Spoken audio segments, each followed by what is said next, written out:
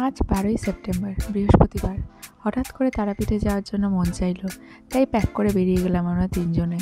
তারাপীঠ এমন একটা জায়গা যেখানে যাওয়ার জন্য কোনো টাইম সময় এসবের দরকার পড়ে না। মা যখনই ডাকে, যখনই আমাদের মন চায় তখনই আমরা বেরিয়ে পড়ি। লাস্ট 2-3 মাস আগে একবার তারাপীঠ আমরা গেছিলাম, আবার এখন যাচ্ছি। তা আমরা বৃহস্পতিবার গেছি, মানে 12 তারিখ, আর রিটার্ন করেছি 13 তারিখ। পুরো ভিডিওটাই আপনাদের সাথে শেয়ার করব। দেখুন, ট্রেনে উঠে পড়েছি আমরা তিনজন, আমার পুচকিটাকে নিয়ে আর আমার হাজব্যান্ড। তা ওঠার পর থেকে স্টেশনগুলো একের পর এক আসছে যাচ্ছে। আজ দিনটাও খুব ভালো ছিল, ঝড় বৃষ্টি মুখর দিন ছিল, আর বৃষ্টির ফোরকাস্টেও ছিল বৃষ্টির একটা আভাস। হঠাৎ করে বাইরের দিকে তাকিয়ে দেখলাম অমৃত ভারত এক্সপ্রেস যাচ্ছে। এটা খুবই একটা ফেমাস ট্রেন, এই বছরই নতুন এটা চালু হয়েছে। তো হঠাৎ তার রাস্তার দিকে বাইরের দিকে তাকাচ্ছি, দেখছি পুরো গ্রিন আর গ্রিন, এত ভালো লাগছে দেখতে। তাই দেখতে দেখতে হঠাৎ করে মনে হলো যে আজকে যে আমাদের ট্রেনটা ছিল সকাল 11:55-তে, শহীদ এক্সপ্রেস ছিল। তো ওই ট্রেনটা পাওয়ার কথাই ছিল না, কারণ আমাদের ওই সময়টা অফিস টাইম, তাই খুব জ্যাম ছিল রাস্তায়। আমরা মা ফ্লাইওভার হয়ে এসেছিলাম, তো মা ফ্লাইওভারেও প্রচুর জ্যাম ছিল, অনেক গাড়ি দাঁড়িয়ে ছিল বলে আমাদের 20 মিনিট লেট হয়ে গেছিলো ওখানে। তাই আস্তে আস্তে, আর এমনিতেও ওই জায়গাটা হাওড়া যাওয়ার পথে জায়গাটা খুবই কনজেস্টেড থাকে, তাই আমরা ভাবছিলাম যে ট্রেন আমাদের মিস হবেই। তো আমরা উবার করে আসছিলাম, আর ওখানে আমরা প্রে করছিলাম যে মা তার আগে ডাকছিলাম যাতে আমরা ট্রেনটা পেয়ে যাই, ট্রেনটা যেন একটু দেরি হয় বা আমরা যেন একটু টাইমের আগে পৌঁছাই। তাই মা তারা আমাদের কথা শুনেছেন, আর আমরা মানে অবাক করার বিষয় যে আমরা ঠিক 5 মিনিট আগে পৌঁছেছিলাম স্টেশনে, যেখানে আমাদের পৌঁছানোর কোনো কথাই ছিল না তাড়াতাড়ি। 5 মিনিট আগে পৌঁছালাম, ট্রেনে উঠলাম, আর ট্রেনটা 5 মিনিট পরে ছাড়লো। তো আমরা ট্রেনটা পেয়ে গেলাম। মা তারার কি মানে অদ্ভুত কৃপা, মানে ভগবান যখন ডাকে তখন সেখানে যাওয়া হয়ই হয়। আর হঠাৎ করে দেখলাম যে রাস্তায় এত সুন্দর কাশফুল ফুটে আছে, কি ভালো লাগছে দেখতে। আর দুর্গাপূজা তো বেশি দিন বাকিও নেই, চলেই এলো, 1 মাসও বাকি নেই। এই কাশফুলগুলো দেখেই সেই দুর্গাপুজোর কথা মনে পড়ে গেলো যে আর কটা দিন বাকি। তো সেই দেখতে দেখতেই হঠাৎ করে আমরা নেক্সট স্টেশনে পৌঁছে গেলাম। এইভাবে করতে করতে সবুজ গ্রিনারি দেখতে দেখতে কখন যে পৌঁছে গেলাম আমরা জানি না।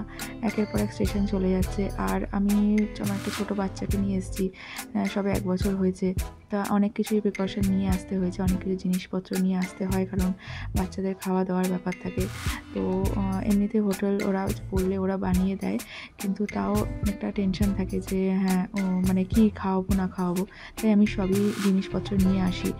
তো আপনারা যদি জানতে চান যে একটা ছোটো বাচ্চাকে নিয়ে আসলে কী কী জিনিস নিয়ে আসতে হয়, তো আমাকে অবশ্যই জানাবেন, আমি আপনাদেরকে সেই ভিডিওটা করে দেখাবো। তো আমরা গল্প করতে করতে পৌঁছে গেলাম তারাপীঠে। এখন 4:30 বাজে, 3:30 বাজে। তো আমরা তারাপীঠ চলে এসেছি। তো চলে এসে দেখুন স্টেশনে নেমেছি, এটা 2 নম্বর প্ল্যাটফর্ম।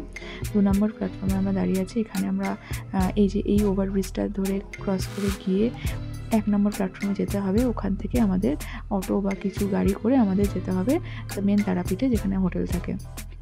এই দোকানটা থেকে আমরা একটু জল, একটু বিস্কিট, একটু স্ন্যাক্স কিনলাম। এই যে আমার ছেলে আর আমার হাজব্যান্ড দাঁড়িয়ে আছে। ট্রেনটা একটু দেখিয়ে দিচ্ছি, দেখুন। তো ট্রেনটা জার্নিটা বেশ ভালোই ছিল, ট্রেনটা একদম টাইমেই পৌঁছে দিয়েছে, 3:30 নাগাদ পৌঁছে দিয়েছে।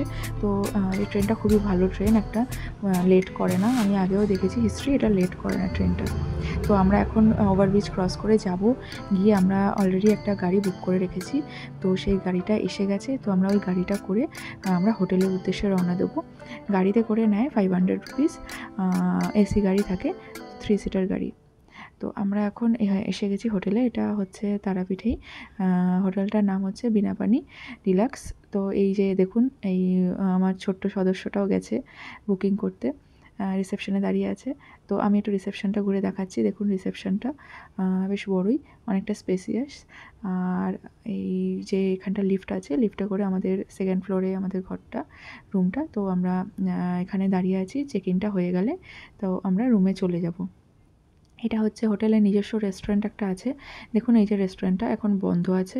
তো এই আমরা একটু পরে এই রেস্টুরেন্টে আসবো, যখন আপনাদের রেস্টুরেন্টটা দেখাবো। এই যে এই রাস্তাটা, এটা হচ্ছে হোটেলের ঠিক বাইরেটা। এই দেখুন হোটেলের অপোজিটেই একদম সোনার বাংলা হোটেল। সোনার বাংলাটা অনেক পুরনো হোটেল তারাপীঠে। তো সোনার বাংলা স্টপেজে আপনারা বললেই ঠিক অপোজিটেই আপনারা দেখতে পাবেন বিনাপানি ডিলাক্স। আর এই যে সোজা রাস্তাটা আঙুল দিয়ে দেখাচ্ছি, এই সোজা রাস্তাটা হচ্ছে তারাপীঠ, তারা মায়ের মন্দিরটা, এই একদম সোজা গেলেই তারা মায়ের মন্দির। আর হোটেলটা একটু আপনাদের দেখিয়ে দিই, দেখুন বেশ বড়ই হোটেলটা আছে, অনেক 4th ফ্লোর অবধি আছে হোটেলটা। এই যে এইগুলো সব সাইডে যে রুমগুলো সেগুলো হচ্ছে ব্যালকনি আছে সব রুমগুলোতে। বেশ বড় হোটেলটা। লিফটও আছে তো, আর নিজস্ব কার পার্কিং ব্যবস্থাও আছে, তো আপনারা গাড়ি নিয়ে যদি আসেন তো এখানে কোনো সমস্যা হবে না। আর এই যে সামনের দিকটা দেখাচ্ছি, এই যে সামনের দিকটা এটা হচ্ছে স্টেশনের দিক। এই দিক থেকে স্টেশন, এই দিকটা স্টেশন আছে, যখন আপনারা মানে আসবেন এই দিক হয়ে আসবেন, স্টেশনের দিক হয়ে আসবেন আর এখানে গাড়িটা করে নামাবে। গাড়ি বা অটো বা টোটো যে কোনোই হোক সব কিছুই আসে, তো এখানে নামাবে। আর এই জায়গা এবার আমরা চলে এসেছি একটু লাঞ্চ করার জন্য। অলরেডি লেট হয়ে গেছিলো, তাই লাঞ্চে সেরকম কিছুই বেঁচে ছিল না। তা ভাত, ডাল আর আলু পোস্ত নিয়ে নিয়েছিলাম। যেহেতু আজকে আমরা বিকালে সন্ধ্যাবেলার দিকে পুজো দেবো, তাই জন্য আমরা নিরামিষই খাচ্ছি। আর আমার বেবিকেও খাইয়ে দিয়েছিলাম ভাত আর ডাল। তো ওরা হোটেল থেকেই করে দিয়েছিলো। ওরা বললে বাচ্চাদের জন্য ওরা করে দেয়, তো বিনা ঝাল দিয়ে তেল মশলা দিয়ে ওরা করে দেয়। তো আমরা ভাত, ডাল আর আলু পোস্ত খেয়ে নিচ্ছি। রান্নাটা খুবই ভালো হয়েছিল, একদম সিম্পলের উপরে।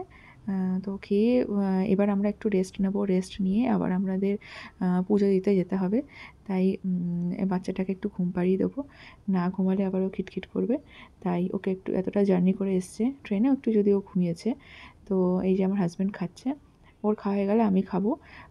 কারণ আমি বেবিকে ধরে আছি, তো একজনকে ধরতে হয়, না হলে ও দুষ্টুমি করে। তাও আমার খাওয়া হয়ে, ওর হাজব্যান্ডের খাওয়া হয়ে গেলে আমি খাবো। তো এরপরে আসবে তারাপীঠে তারামার পুজো দেওয়ার ভিডিও, সব আসবে একের পর এক ব্লগে, আপনারা দেখতে থাকুন। নিশ্চয়ই ভালো লাগবে আপনার ভিডিও। তারাপীঠে কী করে পুজো দিলাম, খুব সুন্দর পুজো দিয়েছি, কিভাবে দিয়েছি সবই আপনাদের দেখাবো। নেক্সট ব্লগে চোখ রাখতে রাখুন। তারামার নাম নিয়ে ব্লগটাকে শেষ করলাম। জয় মা তারা।